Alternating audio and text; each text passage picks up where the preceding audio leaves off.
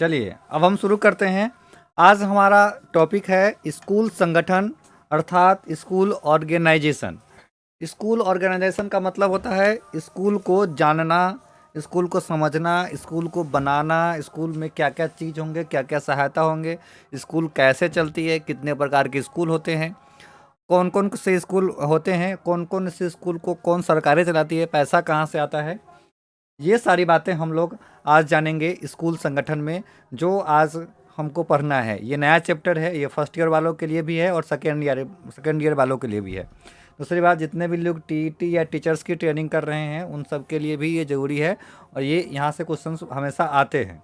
तो चलिए आप लोग लाइक कमेंट करते रहिएगा ताकि हमको लगता रहे, क्योंकि जूम में होता है ना कि आपकी आवाज़ हम सुन पाते हैं, जबकि यूट्यूब में ऐसा नहीं होता। यूट्यूब में हम सिर्फ आपका कमेंट देख पाते हैं कि आपको कुछ प्रॉब्लम हो तो आप तुरंत कमेंट करेंगे, या कुछ पूछना हो तो हर फटाफट टाइप कर देंगे। हम यहाँ से कोशिश करेंगे कि उसका जवाब दे पाएँ। तो चलिए आज हम शुरू करते हैं।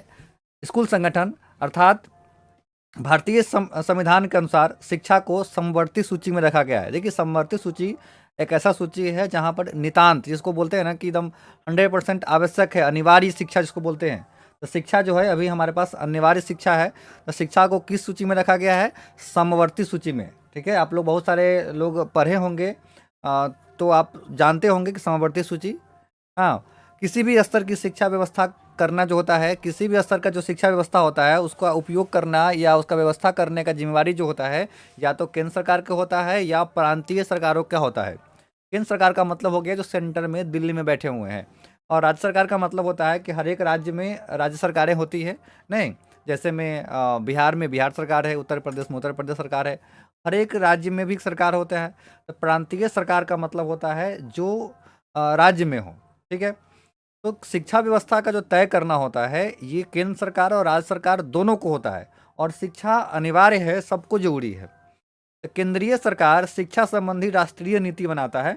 राष्ट्रीय नीति बनाता है केंद्र सरकार। राष्ट्रीय नीति को हम लोग बोलते हैं एनसीएफ। एनसीएफ का मतलब होता है नेशनल कैरिकुलम फ्रेमवर्क। एनसीएफ का मतलब होता है नेशनल कैरिकुलम फ्रेमवर्क। ठीक है, नेशनल कैरिकुलम फ्रेमवर्क, एनसीएफ। तो राज्य केंद्र सरकार जो है नीति बनाती है कि शिक्षा कैसा होगा, पढ़ाई किस हिसाब से होगा, विद्यार्थियों की क्या सुविधा मिलेगा, विद्यार्थियों के लिए क्या अच्छा रहेगा, विद्यार्थियों को बदलते समय समय बदल रहा उसका क्या क्या चुनौती आएंगे, कैसे चेंज करना है। जैसा कि आप सभी लोग जानते हैं कि हाल फिलहाल में ही शिक्षा के नीति को बदला गया है, जिसके तहत आप लोग कुछ लोग एनटीटी कर रहे हैं। अर्थात अब जो क्या है, अब पहले बच्चा 5 साल होता था तब फर्स्ट में पढ़ता था, यानी क्लास 1 में पढ़ता था। लेकिन अब क्या क्या कहा गया सरकार के द्वारा कि 5 साल अब ज़्यादा सोचने के समय नहीं है। अब 5 साल में नहीं, बच्चा 3 साल 2 साल में स्कूल जाने लगेंगे। उसी को हम लोग प्राइमरी टीचिंग बोलते हैं, प्री प्राइमरी टीचिंग बोलते हैं। अर्थात प्राइमरी से नीचे वाला टीचिंग को हम लोग बोलते हैं प्री प्राइमरी टीचिंग।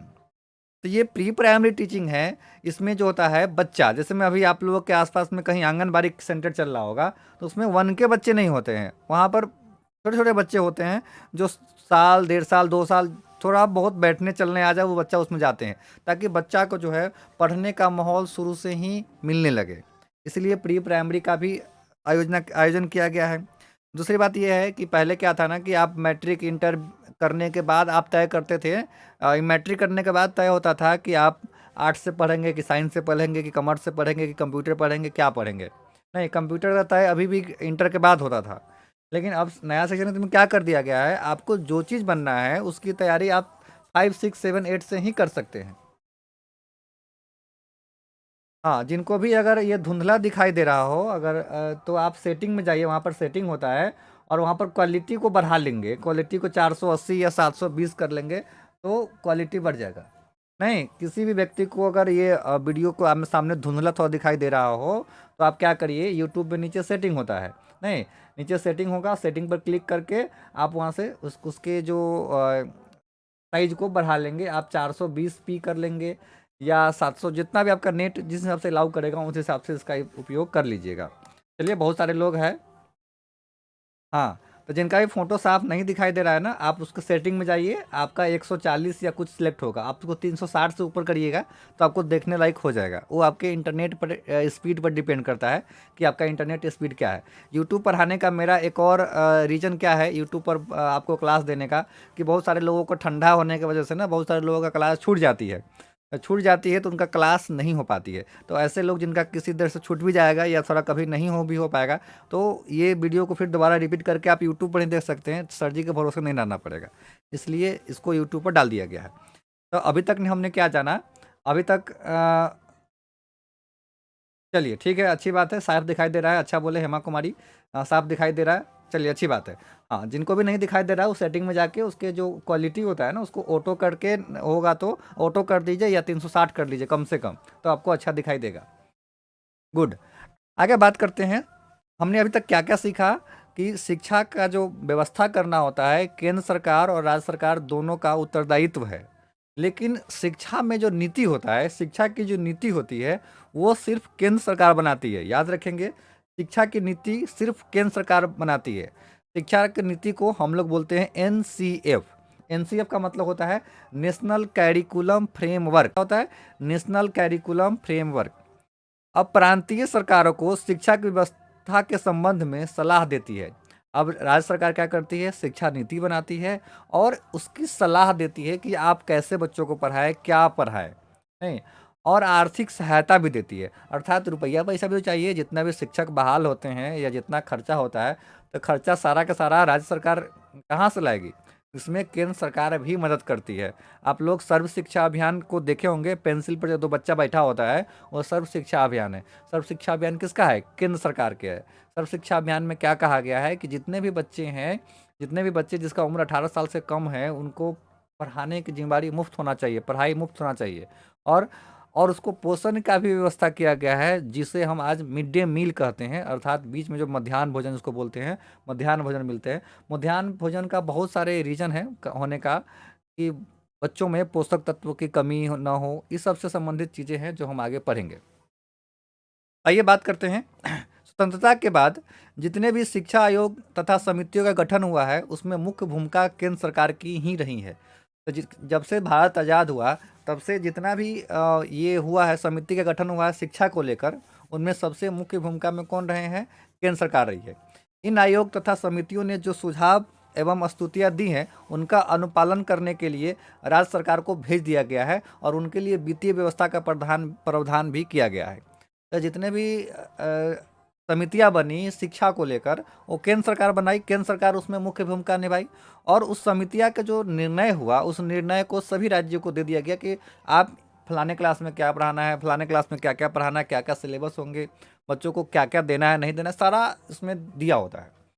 जहाँ तक प्राथमिक सरकारों को भेज दिया गया है और उनके भेजिए व्यवस्था मतलब वित्तीय व्यवस्था का भी प्रावधान किया गया है, मतलब उनके लिए जो है रुपया पैसा का भी प्रावधान किया गया है। जहाँ तक प्राथमिक शिक्षा की बात है, मुख्य रूप से तो इसकी व्यवस्था प्रांतीय सरकार द्वारा ही की जाती है। अब आप लोग देखते होइएगा कि आपके गांव में प्राइमरी स्कूल होंगे, तो प्राइमरी स्कूल ज़्यादातर इस केस में राज्य सरकार के अंतर्गत होता है या राज्य सरकार का होता है। तो जितने भी प्राइमरी स्कूल है जिसको हम लोग बोलते हैं प्राथमिक विद्यालय, वो ज़्यादातर क्या है, राज्य सरकार के लिए ही है, राज्य सरकार का है, जो इसका सारा खर्च राज्य सरकार ही देती है। ठीक है, परंतु कुछ विद्यालय की स्थापना केंद्र सरकार द्वारा भी किए जाते हैं, जिसे हम लोग केंद्रीय विद्यालय, नवोदय सब बोलते हैं ना, उसको कौन चलाता है, केंद्र सरकार चलाती है।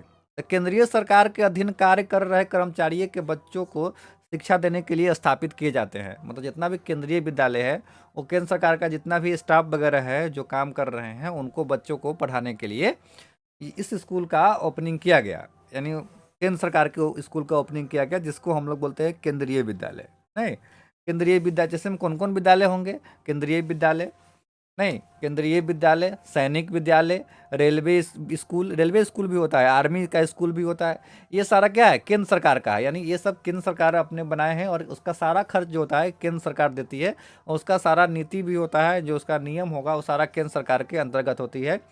शिक्षकों की वेतन वगैरह भी केंद्र सरकार के हिसाब से ही मिलती है, राज्य सरकार से उसका फर्क नहीं पड़ता है। इसलिए आप लोग भी अगर मौका मिले राज्य सरकार और केंद्र सरकार के विद्यालय चुनने का, तो आप लोग केंद्र सरकार के विद्यालय चुनेंगे, वहाँ पेमेंट भी ज़्यादा है।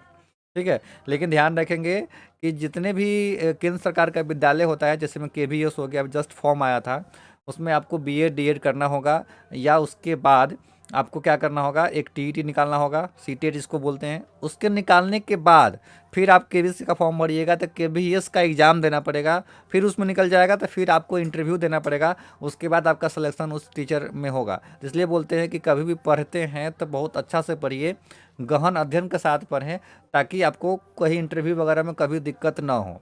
नहीं, इनके प्रशासन तथा वित्त का भार भी केंद्रीय मंत्रालय पर होता है। यानी जो केंद्र सरकार द्वारा जो स्कूल कॉलेज होंगे, उसका भार किस किस किस पर होंगे, केंद्र पर ही होंगे। प्रांतीय सरकार भी विद्यालय विद्यालय व्यवस्था भिन्न भिन्न तरीकों से करती है।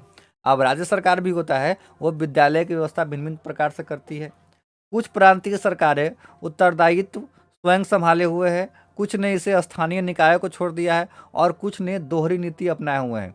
अब देखिए ये क्या क्या बात हम बोल रहे हैं।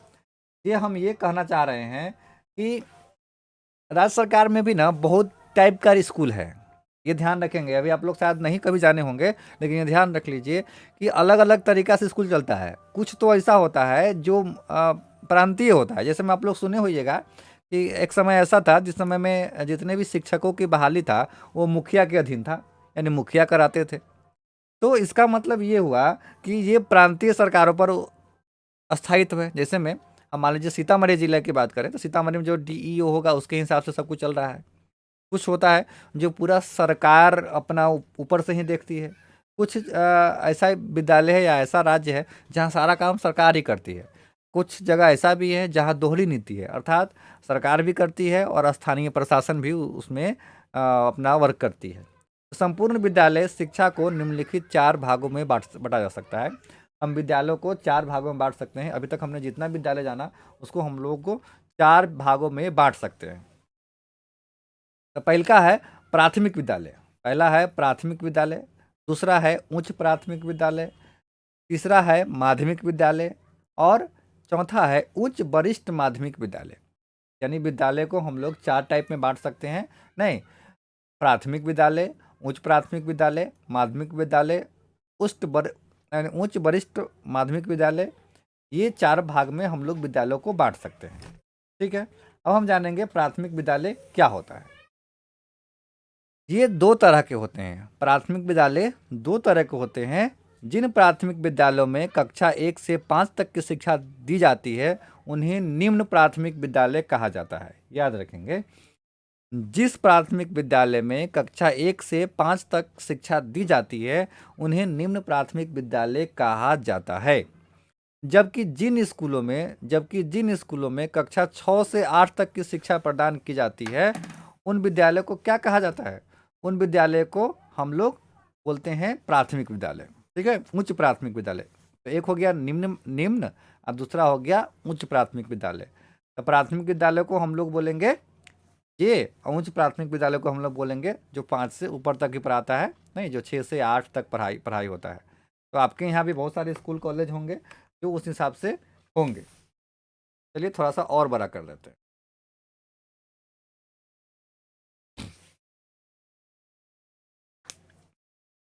अब हम जानते हैं प्राथमिक विद्यालय 2 तरह के हो गए। अब देख लीजिए 1 से 5 जिसको हम लोग बोलते हैं निम्न प्राथमिक विद्यालय, और जो 6 to 8 भी पढ़ाता है उससे हम लोग बोलते हैं उच्च प्राथमिक विद्यालय। तो हमने 2 विद्यालय के बारे में जान गए। इस समय देश में अनेक प्रकार के प्राथमिक से इनमें मुख्य जो है 2 वर्गों में विभाजित किया जा सकता है। पहला सरकारी और दूसरा गैर सरकारी। अब प्राथमिक विद्यालय प्राइवेट भी तो होते हैं, नहीं तो सरकारी भी हो सकते हैं और गैर सरकारी भी होते हैं। सरकारी और गैर सरकारी। तो सरकारी और गैर सरकारी क्या होता है ये जान जाइए। और सरकारी विद्यालय को भी 2 भागों में विभाजित किया जा सकता है। नहीं, यानी सरकारी विद्यालय को भी 2 भागों में विभाजित किया जा सकता है। केंद्र सरकार के विभिन्न मंत्रालय द्वारा संचालित प्रांतीय सरकार को विभिन्न भागों में द्वारा संचालित किया जाता है। गैर सरकारी विद्यालय 3 प्रकार के होते हैं, यानी जो सरकार का नहीं होता है, जैसे में आपके पास जितने भी जो बड़े बड़े स्कूल है, जो प्राइवेट स्कूल है, वो सब गैर सरकारी होते हैं। गैर सरकारी का मतलब होता है सरकार का तो है लेकिन वो सरकार का नहीं है, मतलब सरकार से मान्यता प्राप्त है लेकिन वो सरकार का अपना नहीं है। तो एक वो 3 टाइप से होते हैं। पहला सरकारी मान्यता एवं आर्थिक सहायता प्राप्त। तो कुछ कॉलेज ऐसा होता है जिसमें जिसमें क्या होता है ना कि होता प्राइवेट है, लेकिन उसमें वेतन सरकार के तरफ से भी मिलता है। तो ऐसा आप लोग बहुत सारे कॉलेज को देखे होइएगा कि वो होता तो सरकारी है, लेकिन उसमें वेतन सरकार के यहाँ से आता है टीचर का।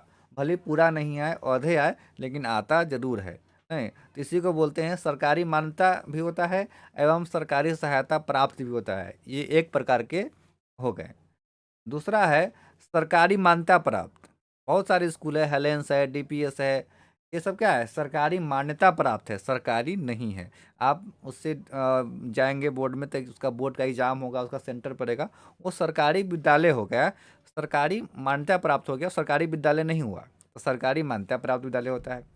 और एक होता है गैर मान्यता प्राप्त, तो जिसको हम लोग अफिलिएशन बोलते हैं। तो बहुत सारे छोटे मोटे स्कूल गांव देहात में जितने भी स्कूल होते हैं, उन सब में क्या होता है ना कि उन सब में मान्यता प्राप्त स्कूल नहीं होता है, वो सीबीएसई से रजिस्टर्ड नहीं होता है।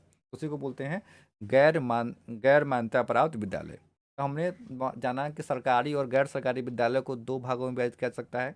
नहीं, एक होता है 3 भागों में, सरकारी मान्यता प्राप्त, सरकारी मान्यता प्राप्त और गैर सरकारी मान्यता प्राप्त।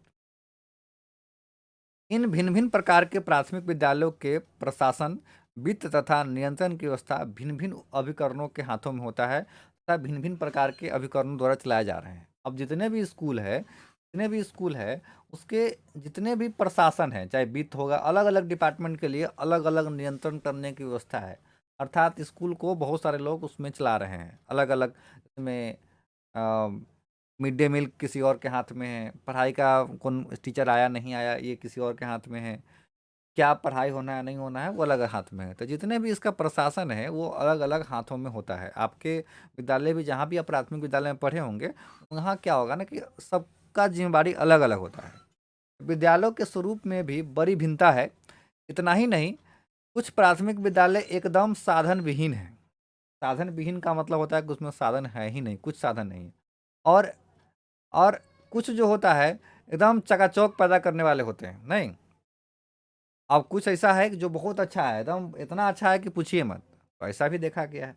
तो ये क्या है, ये अलग अलग भिन्नता हो गई ना भाई, क्योंकि हर एक जगह का स्कूल समान नहीं है। तो ये क्या है कि स्कूलों में भी भिन्नता है। बात करेंगे माध्यमिक विद्यालय क्या होता है।